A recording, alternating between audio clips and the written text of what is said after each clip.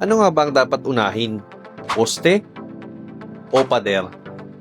Isa ito sa mga madalas pagtalunan sa larangan ng konstruksyon. Alin nga ba ang dapat mauna? Tara, pag-usapan natin. Sa atin kasi sa Pilipinas, madalas na inuuna ang pader o asintada. Ang pangunahing dahilan ay para makatipid sa forma at mas mapabilis rin ang trabaho. Pero alam mo ba na maraming faktor na pwedeng makaapekto sa quality kapag ganitong practice ang ginagawa? Unang-una ay sa size ng poste. Dahil nauna ang asintada, may tendency na lumiit ang poste at mawala ang concrete cover. Gaya nito. Isa pang maaaring mangyari ay mawala sa alignment o mawala sa hulog ang pader. Dahil habang tumataas ang asintada ay mas malakas ang paggalaw nito dahil wala pang poste na nakasupport. At ang resulta ay hahabulin sa palitada kaya kakapal ito na isa ring hindi advisable gawin kung sobra-sobra sa kapal.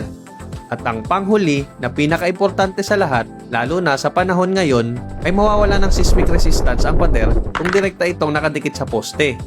As per standard, dapat ang wall ay may gap sa column o tinatawag na seismic gap. Para kapag lumindol ay hindi sila magkiskisan at malayang makakagalaw ang poste nang hindi naapektuhan ng pader. Engineer, paano naman yun? Di may hati yung poste at pader ko. Ganito kasi yan. Ang pagitan ng poste at pader ay nilalagyan ng joint filler.